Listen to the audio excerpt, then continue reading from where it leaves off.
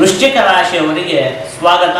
ನಾವು ಆಗಸ್ಟ್ ತಿಂಗಳಲ್ಲಿ ನಿಮಗೆ ಏನೇನು ಫಲಗಳು ಪ್ರಾಪ್ತಿಯಾಗುತ್ತೆ ಅಂತ ಹೇಳಿ ಒಂದೊಂದಾಗಿ ನೋಡ್ತಾ ಹೋಗೋಣ, ಗ್ರಹಗತಿಗಳನ್ನು ಆಧರಿಸಿ. ಮೊದಲನೇದಾಗಿ ನಿಮಗೆ ನವಮ ಭಾವದಲ್ಲಿ ರವಿಗ್ರಹ, ಬುಧ ಗ್ರಹ ಮತ್ತೆ ಉಚ್ಚವಾಗಿರುವಂತಹ ಗುರುಗ್ರಹದ ಸ್ಥಿತಿ ಇರುವಂಥದ್ದು. ನವಮ ಭಾವ ಅಂತ ಹೇಳಿ ಆದರೆ ಅದು ಭಾಗ್ಯ ಸ್ಥಾನ, ಅದೃಷ್ಟದ ಸ್ಥಾನ. ಅಲ್ಲಿ ಈ ಮೂರು ಗ್ರಹಗಳು ಸ್ಥಿರವಾಗಿರೋದ್ರಿಂದಾಗಿ ನಿಮಗೆ ಈ ಮಾಸದಲ್ಲಿ ಅದೃಷ್ಟ ಅಂತ ಹೇಳುವಂಥದ್ದು ಕೈ ಹಿಡಿಯುತ್ತೆ.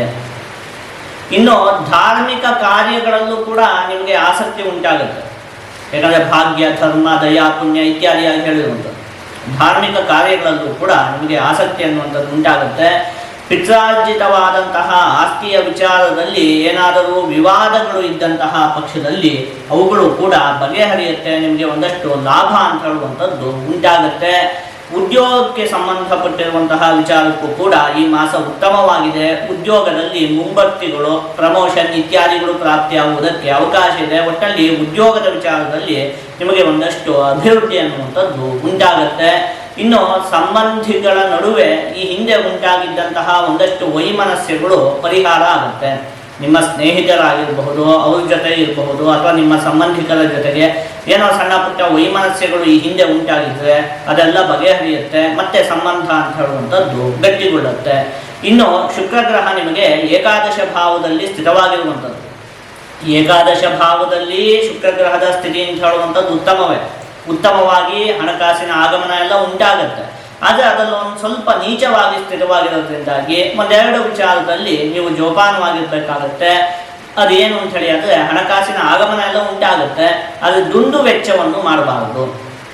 ಸುಮ್ಮನೆ ಅವಶ್ಯಕತೆ ಇಲ್ಲದೆ ಇರುವಂತಹ ವಸ್ತುಗಳನ್ನು ಕೂಡ ತೆಗೆದುಕೊಳ್ಳುವಂಥದ್ದು, ಅದಕ್ಕಾಗಿ ಹಣದ ವಿನಿಯೋಗ ಮಾಡುವಂಥದ್ದು ಅಂಥದ್ದನ್ನೆಲ್ಲ ನೀವು ಮಾಡುವುದಕ್ಕೆ ಹೋಗಬಾರ್ದು.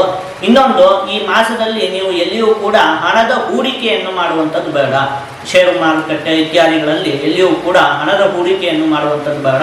ಮತ್ತು ಹಣಕಾಸಿನ ಆಗಮನ ಎಲ್ಲ ನಿಮಗೆ ಈ ಮಾಸದಲ್ಲಿ ತುಂಬ ಚೆನ್ನಾಗೇ ಆಗುತ್ತೆ. ಇನ್ನು ರಾಹುಗ್ರಹ ಹೇಗೂ ನಿಮಗೆ ಚತುರ್ಥ ಭಾವದಲ್ಲಿ ಸ್ಥಿರವಾಗಿರುವಂಥದ್ದು. ಹಾಗಾಗಿ ಒಂದು ವಿಚಾರ ಏನು ಅಂತ ಹೇಳಿ ಆದರೆ ಈ ಮಾಸದ ಮೊದಲನೇ ಭಾಗ ಸಾಮಾನ್ಯ ಒಂದು 15 ದಿವಸದವರೆಗೆ ನಿಮ್ಮ ಮೇಲೆ ಕೆಲವೊಂದಷ್ಟು ಅಪವಾದಗಳು ಬರುವುದಕ್ಕೆ ಅವಕಾಶ ಉಂಟು. ನೀವು ಮಾಡದೇ ಇರುವಂತಹ ತಪ್ಪನ್ನು ಕೂಡ ನಿಮ್ಮ ಮೇಲೆ ಹಾಕುವಂಥದ್ದು, ನಿಮ್ಮ ಮೇಲೆ ಸುಳ್ಳು ಅಪವಾದಗಳನ್ನು ಹೊರಿಸುವಂಥದ್ದು, ಇಂಥದ್ದಕ್ಕೆಲ್ಲ ಅವಕಾಶ ಉಂಟು. ಆದರೆ ಎರಡನೇ ಭಾಗದಲ್ಲಿ ಅಂದರೆ ಒಂದು 15 ದಿವಸ ಆದಮೇಲೆ ನಿಮ್ಮ ಮೇಲೆ ಬಂದಿರುವಂತಹ ಅಪವಾದಗಳೆಲ್ಲ ಪರಿಹಾರ ಆಗುತ್ತೆ. ನೀವು ತಪ್ಪು ಮಾಡಿಲ್ಲ ಅಂತ ಹೇಳುವಂಥದ್ದು ಗೊತ್ತಾಗುತ್ತೆ, ನಿಮ್ಮ ಒಳ್ಳೆಯತನ ಅಂತ ಹೇಳುವಂಥದ್ದು ಬೆಳಕಿಗೆ ಬರುತ್ತೆ. ಆದರೆ ಈ ಒಂದು ಮಾಸದ ಮೊದಲನೇ ಭಾಗದಲ್ಲಿ ನಿಮ್ಮ ಮೇಲೆ ಕೆಲವೊಂದಷ್ಟು ಅಪವಾದಗಳು, ಸುಳ್ಳು ಅಪವಾದಗಳು ಇತ್ಯಾದಿಗಳೆಲ್ಲ ಬರುತ್ತೆ. ಅದೇ ಎರಡನೇ ಭಾಗದಲ್ಲಿ ಅದು ಪರಿಹಾರವಾಗಿ ಹೋಗುತ್ತೆ. ಹಾಗಾಗಿ ಇದೇನು ತೀರ ಯೋಚನೆ ಮಾಡುವಂಥದ್ದು ಬೇಡ.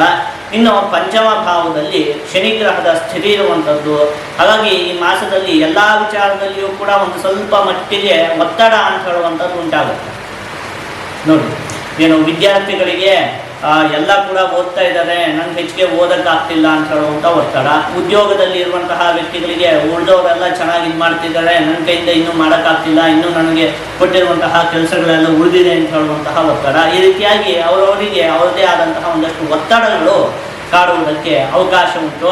ಇನ್ನು ಕುಜಗ್ರಹ ನಿಮಗೆ ಅಷ್ಟಮ ಭಾವದಲ್ಲಿ ಸ್ಥಿರವಾಗಿರುವಂಥದ್ದು. ಹಾಗಾಗಿ ಒಂದು ಸ್ವಲ್ಪ ಪದೇ ಜ್ವರ ಬರುವಂಥದ್ದು ಮತ್ತು ರಕ್ತಕ್ಕೆ ಸಂಬಂಧಪಟ್ಟಿರುವಂತಹ ಆರೋಗ್ಯದ ವಿಚಾರದಲ್ಲಿ ನೀವು ಒಂದು ಸ್ವಲ್ಪ ಜೋಪಾನವಾಗಿ ಇರಬೇಕಾಗುತ್ತೆ. ಅಲ್ಲಿಗೆ ಈ ಮಾಸದಲ್ಲಿ ನಿಮಗೆ ಹೇಗೂ ಗುರುಗ್ರಹ ನವಮ ಭಾವದಲ್ಲಿ ಉಚ್ಚವಾಗಿ ಸ್ಥಿರವಾಗಿರುವಂಥದ್ದು, ಜೊತೆಗೆ ರವಿಗ್ರಹ, ಬುಧಗ್ರಹ ಇತ್ಯಾದಿ ಸ್ಥಿತಿ ಇರುವಂಥದ್ದು, ಅದನ್ನೆಲ್ಲ ನೋಡಿದಾಗ ನಿಮಗೆ ಅನೇಕ ಉತ್ತಮವಾದ ಫಲವೇ ಪ್ರಾಪ್ತಿಯಾಗುತ್ತೆ. ಆದರೆ ಕೊನೆಗೆ ಹೇಳಿದಂತಹ ಒಂದು 3-4 ವಿಚಾರದಲ್ಲಿ ನೀವು ಜೋಪಾನವಾಗಿದ್ದರೆ ಸಾಕಾಗುತ್ತೆ. ಏನು ದೊಡ್ಡ ಮಟ್ಟದ ಯಾವುದೇ ಸಮಸ್ಯೆ ಅಂತ ಹೇಳುವಂಥದ್ದಿಲ್ಲ.